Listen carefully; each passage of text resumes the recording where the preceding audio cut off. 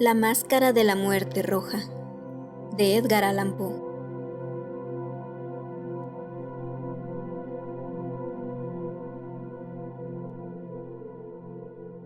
Durante mucho tiempo, la muerte roja había devastado la región. Jamás pestilencia alguna fue tan fatal y espantosa. Su avatar era la sangre, el color y el horror de la sangre. Se producían dolores agudos, un súbito desvanecimiento y, después, un abundante sangrar por los poros y la disolución del ser. Las manchas purpúreas por el cuerpo, y especialmente por el rostro de la víctima, desechaban a ésta de la humanidad y la cerraban a todo socorro y a toda compasión. La invasión, el progreso y el resultado de la enfermedad eran cuestión de media hora. Pero el príncipe próspero era feliz, intrépido y sagaz.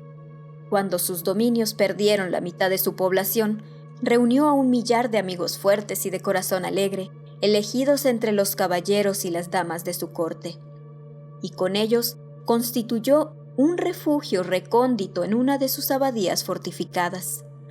Era una construcción vasta y magnífica, una creación del propio príncipe, de gusto excéntrico, pero grandioso.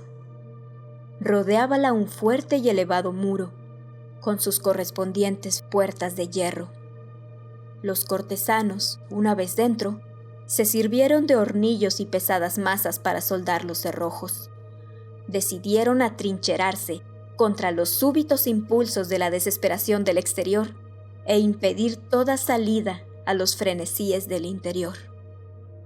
La abadía fue abastecida copiosamente. Gracias a tales precauciones, los cortesanos podían desafiar el contagio. El mundo exterior, que se las compusiera como pudiese. Por lo demás, sería locura afligirse o pensar en él. El príncipe había provisto aquella mansión de todos los medios de placer. Había bufones, improvisadores, danzarines, músicos, lo bello en todas sus formas. Y había vino. En el interior existía todo esto, además de la seguridad. Afuera, la muerte roja.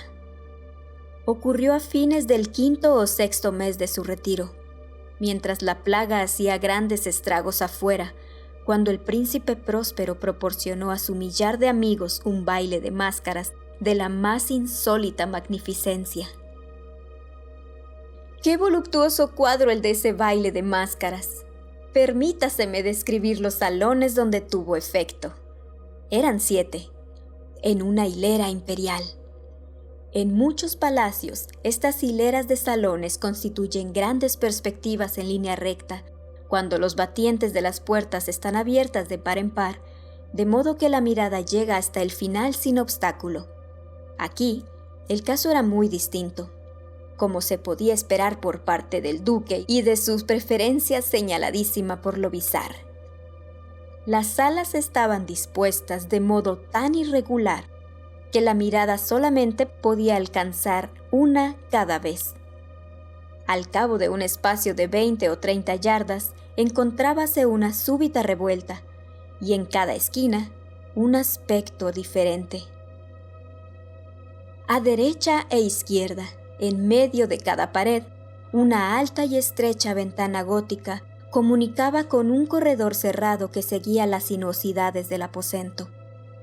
Cada ventanal estaba hecho de vidrios de colores que armonizaban con el tono dominante de la decoración del salón para el cual se abría. El que ocupaba el extremo oriental, por ejemplo, estaba decorado en azul. Los ventanales eran de un azul vivo. El segundo aposento estaba ornado y guarnecido de púrpura, y las vidrieras eran purpúreas. El tercero, enteramente verde, y verde sus ventanas. El cuarto, anaranjado. Recibía la luz a través de una ventana anaranjada. El quinto, blanco.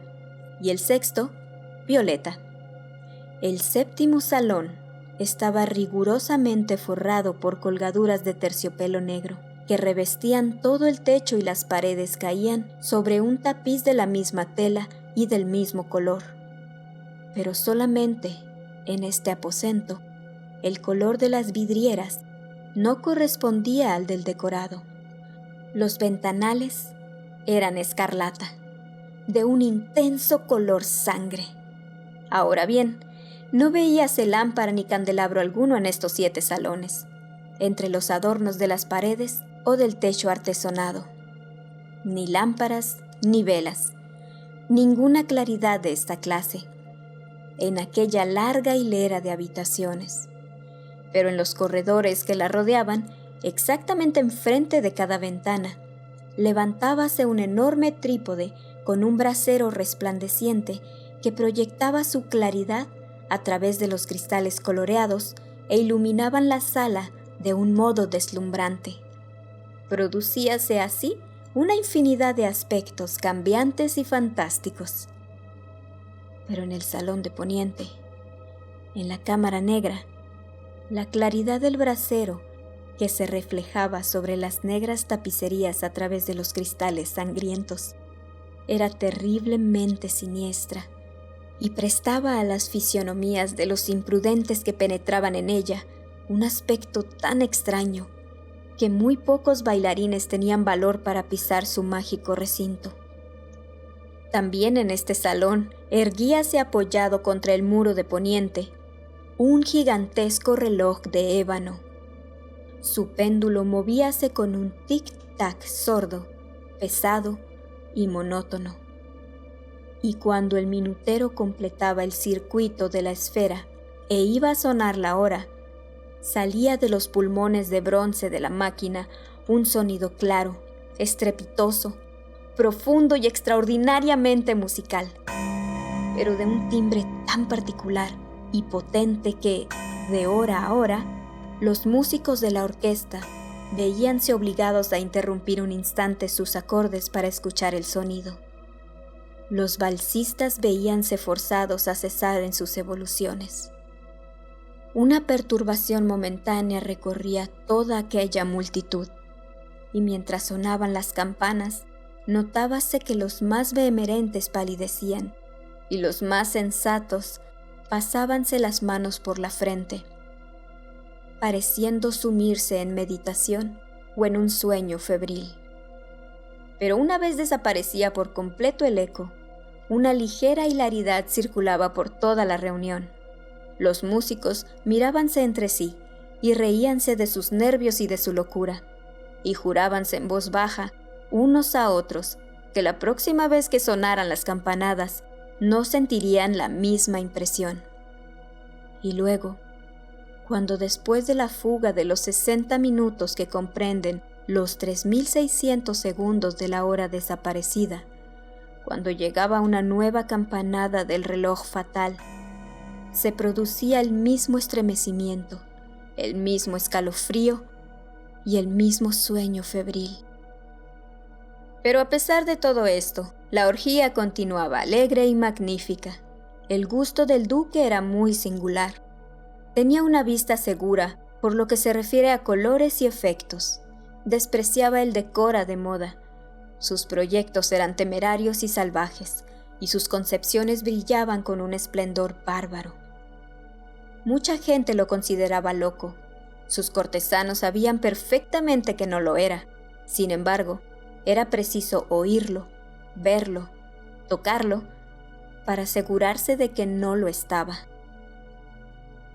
En ocasión de esta gran fete, había dirigido gran parte de la decoración de los muebles y su gusto personal había dirigido el estilo de los disfraces. No hay duda de que eran concepciones grotescas. Era deslumbrador, brillante, habían cosas chocantes y cosas fantásticas, mucho de lo que después se ha visto en el Hernani. Había figuras arabescas, con miembros y aditamientos inapropiados. Delirantes fantasías, atavíos como de loco. Había mucho de lo bello, mucho de lo licencioso, mucho de lo bizarro. algo de lo terrible y no poco de lo que podría haber producido repugnancia.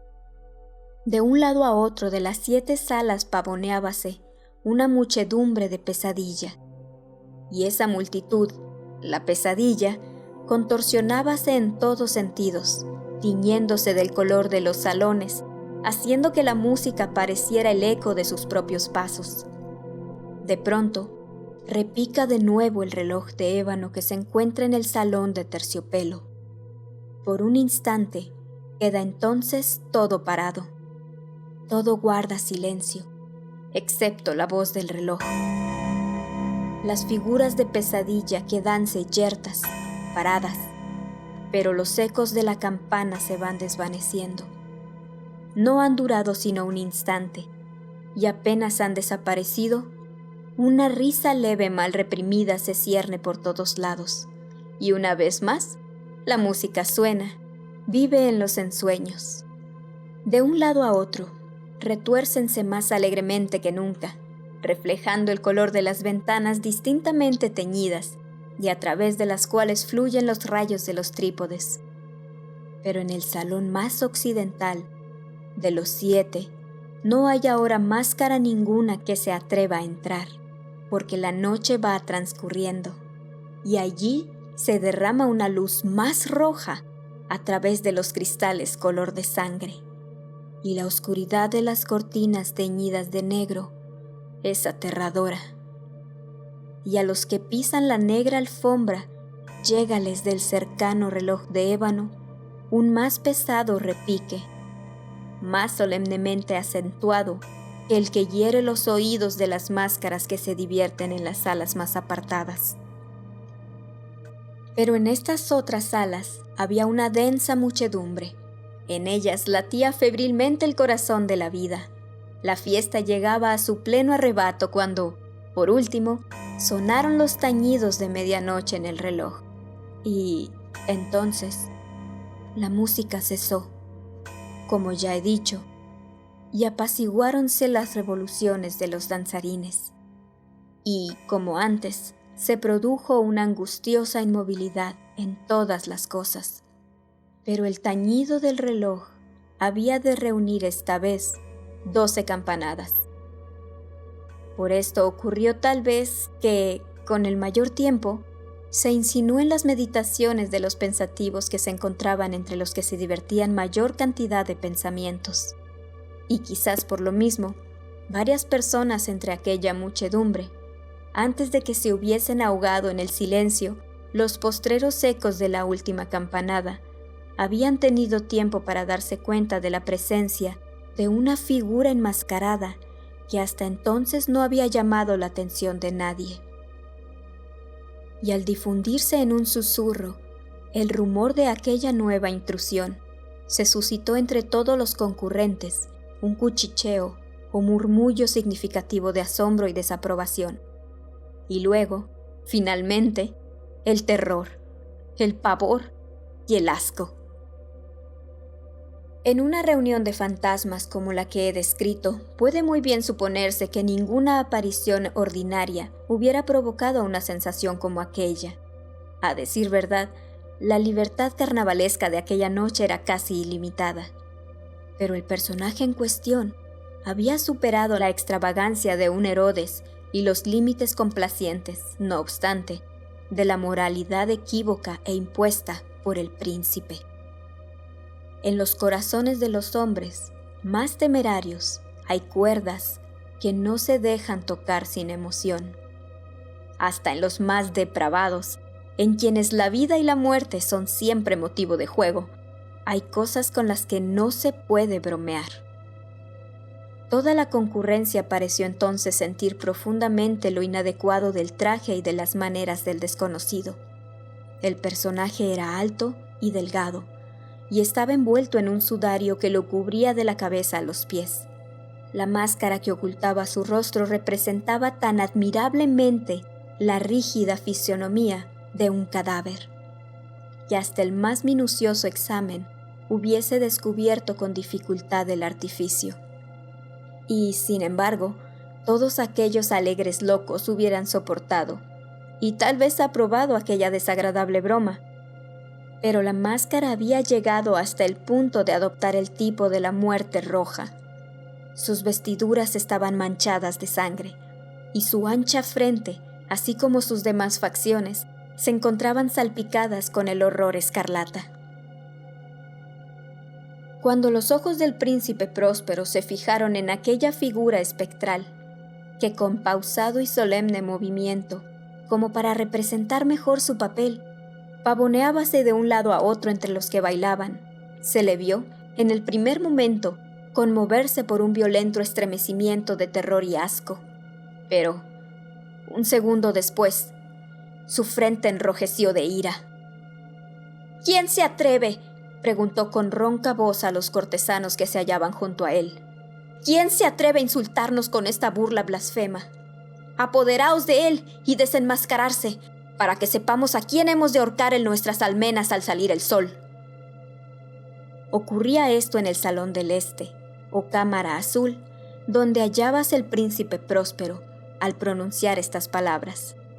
Resonaron claras y potentes a través de los 7 salones, pues el príncipe era un hombre impetuoso y fuerte, y la música había cesado en un ademán de su mano. Ocurría esto en la Cámara Azul, donde hallábase el príncipe rodeado de un grupo de pálidos cortesanos.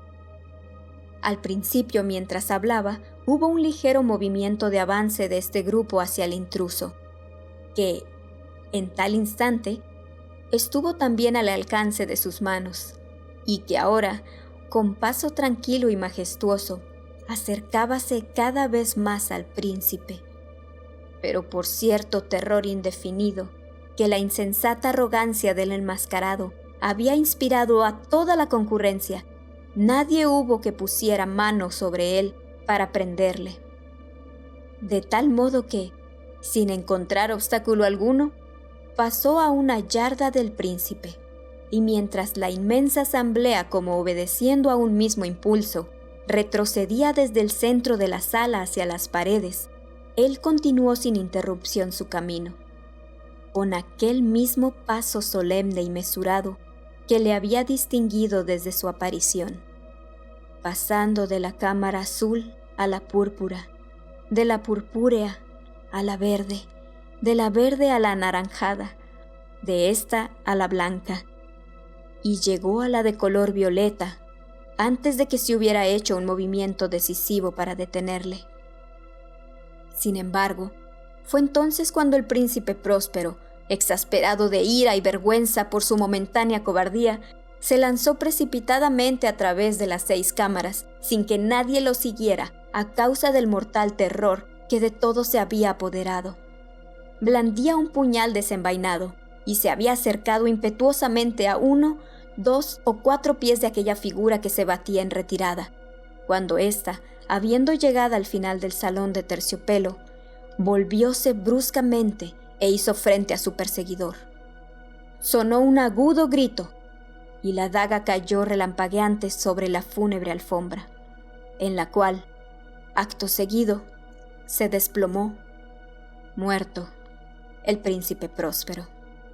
Entonces, invocando el frenético valor de la desesperación, un tropel de máscaras se precipitó un tiempo a la negra estancia, y agarrando al desconocido, que manteníase erguido e inmóvil como una gran estatua a la sombra del reloj de ébano, exhalaron un grito de terror inexpresable, viendo que bajo el sudario y la máscara de cadáver que habían aferrado con energía tan violenta, no se hallaba forma tangible alguna. Y entonces reconocieron la presencia de la muerte roja.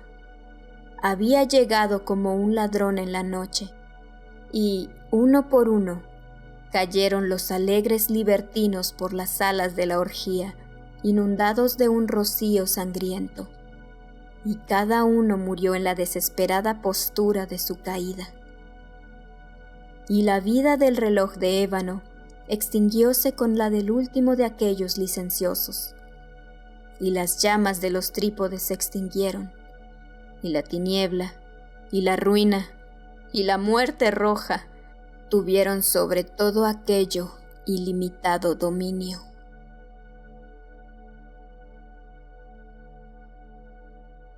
Espero hayas disfrutado este cuento. Soy Tai Heaven Green. Buenas noches.